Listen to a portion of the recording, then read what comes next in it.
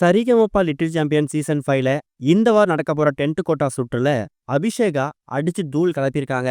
அவங்களோட பெர்ஃபார்மன்ஸை பார்த்துட்டு சிங்கர் ஸ்ரீனிவாஸ் உனக்கு கோல்டன் பெர்ஃபார்மன்ஸ் கிடையாது, அதுக்கும் மேலன்னு அவர் சொன்ன ஒரு விஷயம் இருக்கு இல்லையா, அது ஒட்டுமொத்த அரங்கத்தையும் அதிர வச்சிருக்குது. சரிகமபா லிட்டில் சாம்பியன் சீசன் 5ல இந்த வாரம் நடக்க போற 10th கோட்டா ரவுண்டுல போட்டியாளர்கள் பாடல் பாடுறது மட்டும் இல்லாம அந்த பாடல்ல வரக்கூடிய காட்சிகளை நடிச்சும் காட்டணும்.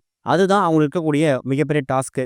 அதுல அபிஷேகாவுக்கு வந்திருக்கக்கூடிய பாடல் என்ன அப்படின்னு கேட்டீங்கன்னா, கர்ணன் திரைப்படத்துல வரக்கூடிய கண்டா வர சொல்லுங்க அப்படிங்கிற பாட்டு தான்.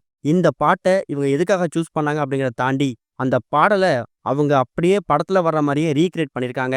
குறிப்பா அந்த கர்ணன் படத்துல வரக்கூடிய அந்த பொம்மை கேரக்டர் மாதிரியே முகத்துல வரைஞ்சிக்கிட்டு பயங்கரமா பெர்ஃபார்மன்ஸ் பண்ணியிருக்காங்க. இவங்க பாடி முடிச்சதுக்கு அப்புறம் அரங்கமே அதிர்ந்து போற அளவுக்கு, இடிஞ்சு விழுற அளவுக்கு மிகப்பெரிய கரகோஷம் அபிஷேகாவுக்கு கிடைச்சிருக்குது. அபிஷேகாவுக்கு வார வாரம் கைத்தட்டல் கிடைக்கிறது, அவங்களுக்கு பாராட்டு கிடைக்கிறது ஒன்றும் புதுசு இல்லை. ஆனா அது எதுக்கு கிடைக்கிறது அப்படிங்கிறது ரொம்ப முக்கியம். எம்ஜிஆர் பெர்ஃபார்மன்ஸ் பண்ணாங்கல்ல, அதுக்கப்புறமா ஒட்டுமொத்த அரங்கமே அதிர்ந்து போற அளவுக்கு கரகோஷம். இப்ப மறுபடியும் இந்த 10th கோட்டா ரவுண்டுல அவங்க போட்டிருக்கக்கூடிய அந்த கர்ணன் திரைப்படத்துல வரக்கூடிய காஸ்டியூமுக்காகவும் அவங்க பாடின அந்த பாடலுக்காகவும் கிடைச்சிருக்குதாம். இவங்க பாடி முடிச்சதுக்கு அப்புறமா ஸ்பெஷல் ஜட்ஜா வந்திருக்கக்கூடிய பாண்டியராஜன், அதே மாதிரி சுகன்யா, இவங்க எல்லாருமே பாராட்டியிருக்காங்க. ஆனா சிங்கர் ஸ்ரீனிவாஸ் இது எல்லாத்துக்கும் ஒரு படி மேல போய் அபிஷேகாவை பாராட்டு மழையில் நனைகிற அளவுக்கு புகழ் தள்ளியிருக்காரு. அப்போ அவர் என்ன சொல்லியிருக்காருன்னா, அபிஷேகா, இப்படிப்பட்ட ஒரு பெர்ஃபார்மன்ஸ் இந்த லிட்டில் சாம்பியன் சீசன் வரலாற்றுல யாருமே கொடுத்ததே கிடையாது. உண்மையா சொல்ல போனா உனக்கு இந்த வாரம் கோல்டனே கிடையாது. ஆனா அதுக்கும் மேல டைமண்ட், பிளாட்டினம்னு நம்ம கொடுத்துக்கிட்டே போகணும். ஆனா அப்படியே நம்ம கொடுக்கறது முடியாது.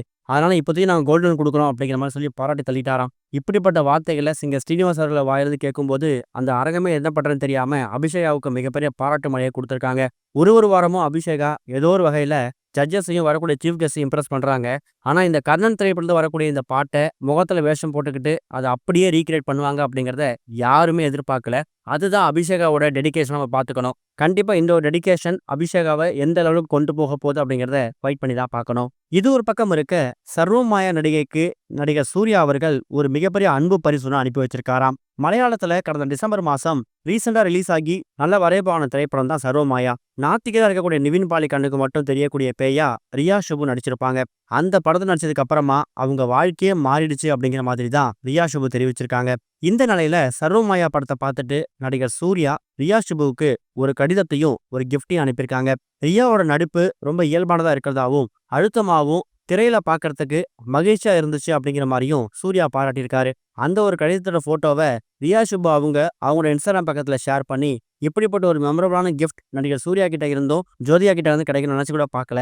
என் நடிப்பு கிடைச்ச ஒரு அங்கீகாரமா இதை நான் பாக்குறேன். இதோட தொடர்ந்து நான் பல விருதுகள் வாங்குவேங்கிற மாதிரி அவங்களோட எமோஷனை ஷேர் பண்ணியிருக்காங்க.